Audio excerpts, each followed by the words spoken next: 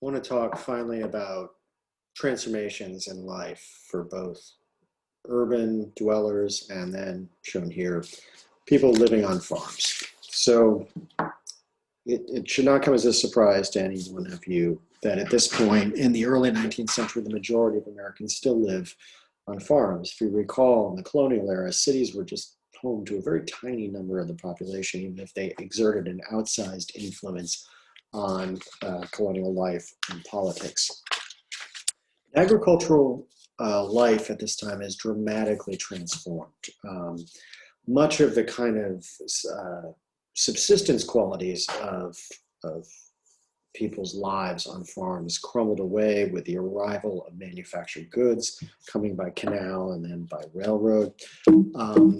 But also there were other changes afoot that would ultimately transform how people lived on farms. So for starters, many of the areas that have been settled first in the US, such as the Northeast, became increasingly worn out and exhausted, and people moved away. And instead started to go to the cities, started to work, as you already know, at textile factories and other places. And so, for example, between 1820 and 1860, the percentage of Americans in the North who were living on farms went from 71% to 40%, a huge drop. So it went from a majority to a minority living in rural areas. Those that stayed behind tended to adapt, engaging in much more specialized farming, fruits like orchards, for example, dairy, or other goods that they could, like the division of labor, specialize in such a way as to get the economies that came with that specialization. Moreover, as more and more people are moving off farms, they are increasingly reliant on food grown by other people, unlike when you lived on a farm. So in 1820, a third of all the food produced was intended for the market. In the United States, by 1860, that's doubled to 2/3. So very significant changes. Where you do see real kind of changes in terms of the development of what we would today describe almost as agribusiness is in what we would call what they called the Old Northwest, that is the Midwest. These were states that were going to become the breadbasket of the nation from really the 1830s, 1840s onward. And new cities like Chicago or Milwaukee, St. Louis, and others became focal points for sucking in the agricultural goods in these areas. Especially in that region, but also anywhere in the North, you begin to see the arrival of wage labor on farms. So in other words, people are no longer simply farming their land, they're hiring people to work for them, and either hiring them as tenants, who would rent the land and have to pay a certain amount, or actual hired hands. By 1860, there was one hired hand for every 2.3 farms in the North throughout the nation. So it's this thing where you're beginning to see the very same thing happening in factories of wage labor starting to actually take place on farms and transform labor there. But where the biggest changes are really going to take place is, as I've already mentioned, are going to be in the so-called Northwest, the Midwest region, where you see the mechanization of farming proceeding much faster than any other part of the country. And this is easier to do in this region because the land is flatter, the farms are larger, and so there's more payoff for someone who, for example, buys a McCormick Reaper shown here, which allows farmers to get much more done with much fewer labor inputs, okay? These McCormick Reapers, which interestingly enough were developed in much the same way that the Singer sewing machines and the guns before them. They had interchangeable parts. They could be very easily repaired. Cyrus McCormick, who was the one behind this, began by the 1850s producing 5,000 of these a year, and they became a commonplace, ubiquitous sight throughout the Northwest. The object that I want to draw your attention to may not look impressive, especially because the photo quality here is not very good, but this is John Deere steel plow. And for those of you who are listening to this thing, John Deere, like the orange, yellow, the green, yellow tractors, it's like, yes, one and the same. This is where John Deere's company got started with the steel plow. Prior to this, it was iron plows, but those could not get through the prairie grass of the West. And by contrast, Deere's steel plow could, and it could. This was a tremendous transformation, technological transformation, kind of on par, incidentally, with like the cotton gin in terms of what it did to throw open areas that had previously resisted farming, and as a consequence, areas that would become the nation's, kind of most reliable, dependable sources of grains really take off at this time. The net effect of this is that mechanization and increasingly the opening of these Western lands that are very fertile with huge amounts of topsoil on them, you see huge changes in the amount of wheat production that takes place. In the 1850s, it grows by 70%, kind of staggering. Okay, a final point is about cities. So, you've already seen some intimation of this when we talked about the South.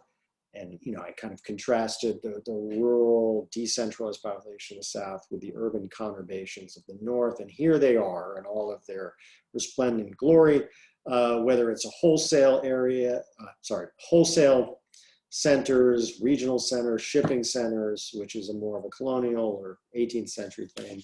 But these areas you see that are shaded, this kind of,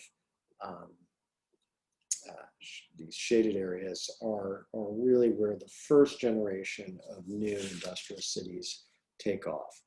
Note that on this particular map, you're looking really at things as a snapshot on the 1830s. By the 1850s, you see Chicago moving into a much more dominant position.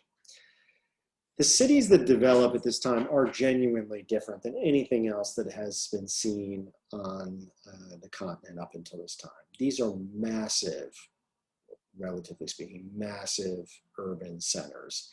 Compare them, for example, to these images, if you recall, the colonial cities, where there's a few blocks worth of settlement in from Delaware River's edge, and that's it, no longer.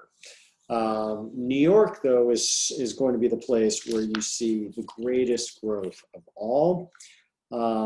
And from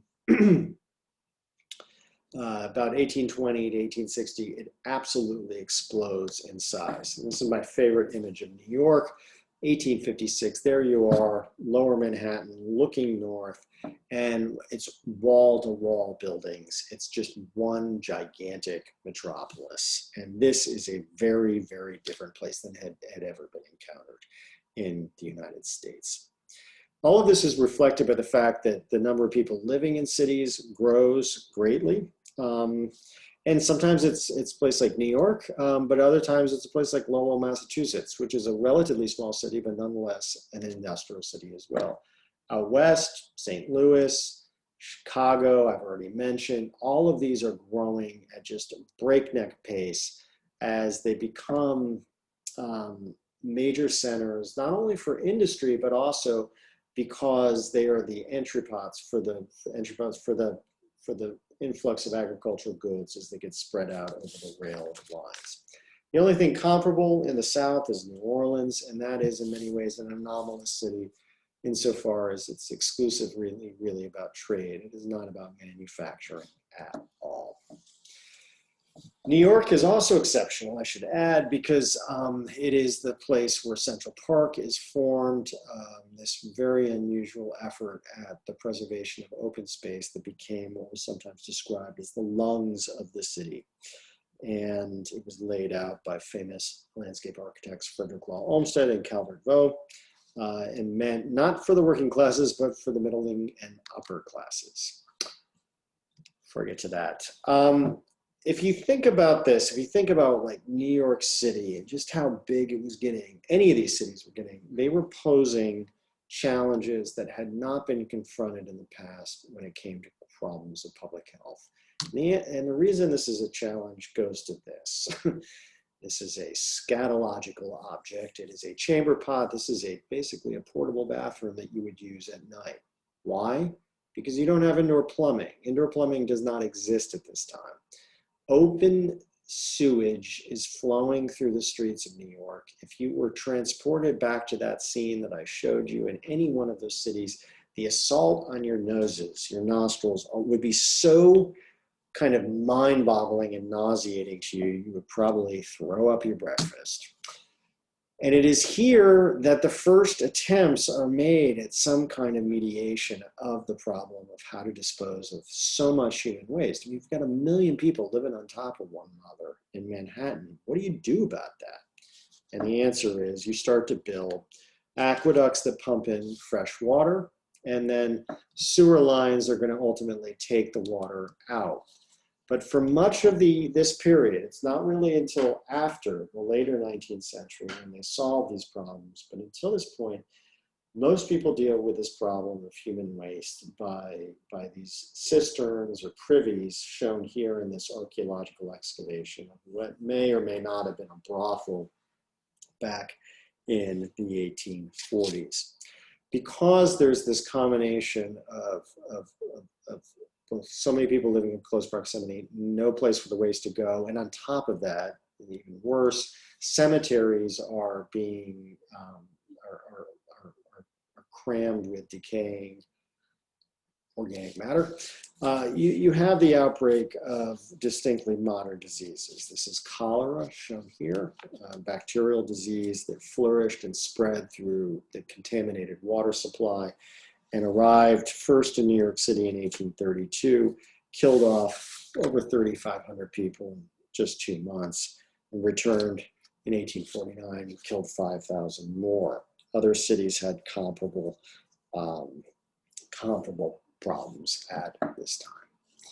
Poverty, too, in the cities was legendary in terms of how extreme it got.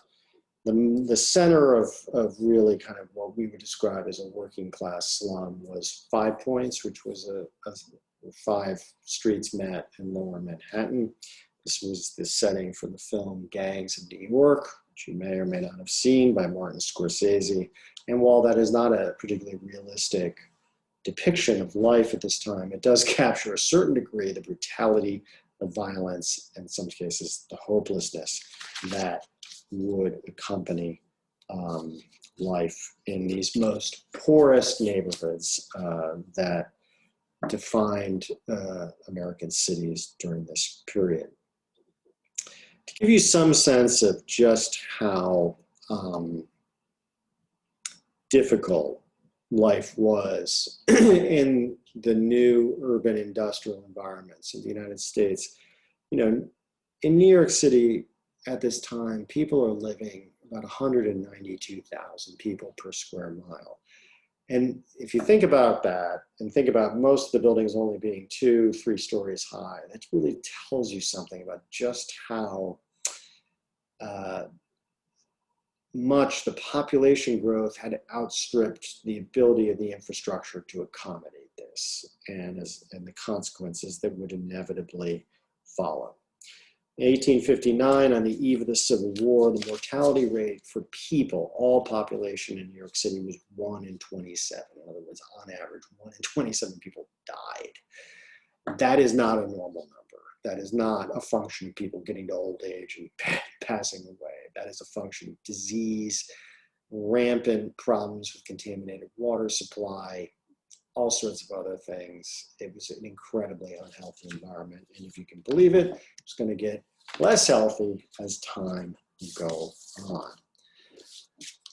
So while 5 Points was the sort of signal example of how things could go wrong and how difficult life could be, it was nonetheless outside that one neighborhood in other parts of New York City. There was an increasingly what I would describe as kind of working class culture community that started to emerge.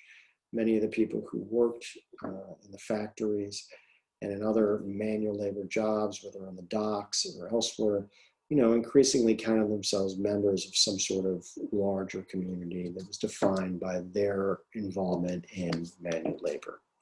And by contrast, at the very same time that the city saw the rise of neighborhoods teeming with the poor, with immigrants, many of whom were penniless, you also saw the rise of an increasingly affluent middle class, and certainly an upper class as well, but the middle class is more significant and that their numbers are greater, and they represent the development of a set of kind of class of people, the husbands, fathers, oftentimes working as independent proprietors, working as clerks, working at salary positions throughout the city, working with their minds, not necessarily with their hands, and able to afford things that up until this point were not really affordable for the vast majority of people. This famous picture, which hangs in the Metropolitan Museum of Art, captures this kind of new possibility of consumerism that was available to a growing number of people. A mass-produced bonnet, but a fashionable bonnet nonetheless, that this young woman could buy, admire, and wear, mindful of her newfound status as one of the prosperous middling classes, a member of the prosperous middling classes of urban America at this time.